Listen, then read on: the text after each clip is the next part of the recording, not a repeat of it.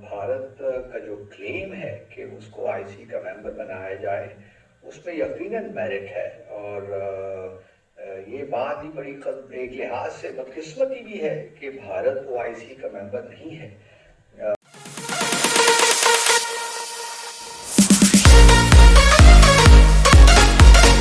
سب جانتے ہیں بھارت کی بڑے عرصے سے ایک خواہش ہے کہ وہ او آئی سی کا ممبر کنٹری بنے، لیکن پاکستان نے ہمیشہ اس کی مخالفت کی۔ گو کہ کچھ ممالک او آئی سی میں سے ہیں، 57 ممبر تنظیم ہیں آپ جانتے ہیں، اس میں کچھ ممالک ایسے ہیں جو چاہتے ہیں کہ بھارت اس تنظیم کا ممبر بنے۔ ان کے خیال میں بھارت کی شمولیت اس میں او آئی سی کے اسٹیچر کو مزید بڑھائے گی، کیونکہ بھارت اس وقت ایک جو ہے اب تو سب سے زیادہ بڑا ملک ہو گیا آبادی کے لحاظ سے۔ تو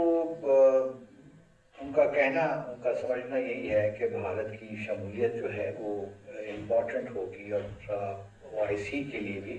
سود مند ثابت ہوگی۔ جہاں تک بھارت کی خواہش ہے وہ بھی میں سمجھتا ہوں کہ ایک پرسپیکٹو سے کوئی بالکل ایسی نہیں ہے جس کو کنسیڈر نہیں کیا جا سکتا یا جس میں میرٹ نہیں ہے۔ آفٹر آل اس وقت اگر بھارت میں آپ دیکھیے تو جو مسلمانوں کی تعداد ہے وہاں پہ وہ تقریباً دنیا میں تیسرا بڑا ملک بن جاتا ہے مسلمانوں کے اس لحاظ سے۔ انڈونیشیا، پاکستان اور پھر بھارت میں جو تقریباً 180 ملین 190 ملین مسلمان لوگ رہتے ہیں، تو اور پھر ایک تاریخ بھی ہے، تو کوئی وجہ نہیں بنتی، کیونکہ ہم ایون او آئی سی میں اس وقت بھی اگر آپ دیکھیے تو 57 ممالک میں سے 9 ممالک ایسے ہیں جو کہ مسلم ممالک نہیں ہیں، جہاں پہ مسلمانوں کی آبادی زیادہ نہیں ہے۔ تو اس لیے بھارت اکیلے تو بنتا ہے، اور پھر 180 ملین جو لوگ ہیں، بہت سے ممالک مسلمان ممالک جو ہیں جو آئی سی کی ممبر اسٹیٹس ہیں، ان کی آبادی تو 1 ملین سے بھی کم۔ مالدیوز کو آپ لے لیجئے، اس کی آبادی تو 1 ملین سے بھی کم ہے۔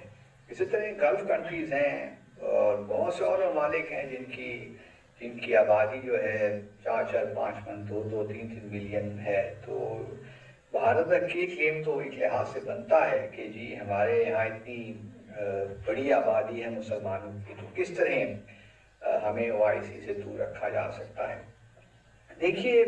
پاکستان کیوں اس کی مخالفت کرتا ہے؟ پاکستان اوبیسلی ہمارا ایک ہاسٹائل ریلیشن شپ ہے، اور ہم جو ہے نہیں چاہتے کہ جو پلیٹ فارم ہمیں اویلیبل ہے اس میں بھارت ہو، کیونکہ پھر بھارت جو ہے اوبیسلی اس کی شمولیت ہمارے نقطہ نظر سے ہمارے جو ایشوز ہیں اس کو مشکل میں ڈال دیتے ہیں، کیونکہ او آئی سی میں یوزلی جو ممبر اسٹیٹس ہیں ان کے بارے میں زیادہ بات نہیں کی جاتی ہے، جو ان کے اندرونی مسائل ہیں ان پہ بات نہیں کی جاتی۔ اگر بھارت او آئی سی میں شامل ہو جاتا ہے تو اوبیسلی پاکستان کے لیے بڑا مشکل ہو جائے گا کہ وہ کشمیر کا ایشو وہاں ریز کرے، اور ایک جو وہاں پہ ایک جوائنٹ پوزیشن ہے او آئی سی کی وہ اس معاملے میں ہو، تو پھر بھارت ہر چیز میں مسائل کریٹ کرے گا ہمارے لیے۔ تو پہلا تو نقطہ یہی ہے کہ یہ بنیادی طور پہ پاکستان کے انٹرسٹ میں نہیں ہے کہ بھارت جو ہے وہ او آئی سی میں شامل ہو۔ پھر ایک بات اور بھی ہے کہ بہت سے ممالک ایسے ہیں جہاں پہ اچھی خاص تعداد میں مسلمان موجود ہیں، اس میں آپ اگر لے لیجئے تو فرانس میں اس وقت 5 سے 6 ملین مسلمان وہاں رہتے ہیں، جس طرح جرمنی میں اور برطانیہ میں بھی تقریباً 4 سے 5 ملین مسلمان وہاں بھی رہتے ہیں۔ ایون رشیا میں 10 سے 12 ملین مسلمان ہیں، چین میں 20 ملین سے زیادہ ہیں۔ پھر تو ان سب کو ہم او آئی سی میں اگر یہ پوائنٹ دیکھا جائے تو اس کو بھی پھر ہم سب کو ہی او آئی سی میں شامل کر لیں، لیکن چونکہ انہوں نے اس خواہش کا اظہار نہیں کیا تو اس لیے چلے ہم ان کو کنسیڈر نہیں کرتے۔ بھارت نے چونکہ کئی مرتبہ اس خواہش کا اظہار کیا ہے کہ اس کو او آئی سی کا ممبر ہونا چاہیے، تو ہم تھوڑا بہت اگر بھارت کی جو ہے پاکستان کو فلیکسیبلٹی دکھاتا بھی ہے تو اس کے لیے ضروری یہ ہوگا کہ پہلے تو جموں اور کشمیر کے تنازع کو حل کیا جائے، اور پھر دوسرا ایک بڑا امپورٹنٹ معاملہ ہے، وہ ہے مسلمان جو بھارت کے ہیں وہ کس طرح رہ رہے ہیں۔ ابھی تو دیکھیے نا، او آئی سی کا جو بھی کمیونکے ہر 3 سال کے بعد جو سمٹ ہوتی ہے ایشو ہوتا ہے، یا for that matter council of foreign ministers کے جو ڈاکومنٹس ایشو ہوتے ہیں، اس میں بھی بھارت کی مائنورٹیز کا ذکر ہوتا ہے، کیونکہ ہم سب جانتے ہیں کہ بھارت کی مائنورٹیز، اور خاص طور پہ مودی صاحب کے آنے کے بعد تو جس طریقے کا پریشر وہاں دیکھ رہے ہیں، اور تو وہ ایک او آئی سی کے لیے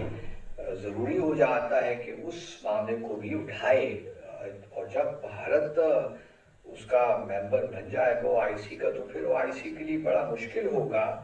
کہ وہ بھارت کے مسلمانوں کے لیے آواز اٹھائے، کیونکہ بھارت آبویسلی اس پہ آبجیکٹ کرے گا۔ تو وہ ایک ایسی سچویشن ہے جس میں بھارت اگر چاہتا ہے کہ او آئی سی کا ممبر بنے، تو جہاں جموں کشمیر کے تنازع کا مسئلہ اس کے حل ہونا بہت ضروری ہے اس کا، دوسری طرف بھارت کو یہ بھی دیکھنا ہوگا کہ وہ کس طرح اپنے جو مسلمان مائنورٹیز ان کو کس طرح ڈیل کرتا ہے۔ تو یہ نہیں ہو سکتا کہ بھارت مسلمانوں کے خلاف تو جو بھی اس وقت ہو رہا ہے حکومتی سطح پہ یا ایون سول سوسائٹی لیول پہ بھی، ہم دیکھتے ہیں کہ ہندو ایکسٹریمسٹ آرگنائزیشن کس طرح جو ہے مسلمانوں کو جو ہے انہوں نے ڈیفینسو پہ کیا ہوا ہے، کس طرح ان کا ایک لحاظ سے جو رویے ہیں ہندو ایکسٹریمسٹ کے، وہ کس طرح مسلمانوں کے لیے پریشانی کا باعث بن رہے ہیں۔ جب تک اور یہ مسئلہ ایسا نہیں ہے پاکستان میں، چلیے اگر کوئی ہندوؤں یا سکھوں کے خلاف یا ہندوؤں کے خلاف یا کرسچن کے خلاف اور دیٹ میٹر کچھ بھی ہوتا ہے، تو اس میں ایک بات تو بڑی واضح ہے کہ حکومت پاکستان جو ہے وہ اس کو انکریج نہیں کرتی، لیکن حد الوسع کوشش کرتی ہے کہ اس قسم کے واقعات دوبارہ نہ ہوں۔ بھارت میں ذرا تھوڑی سی سچویشن مختلف ہے۔ بھارت جو ہے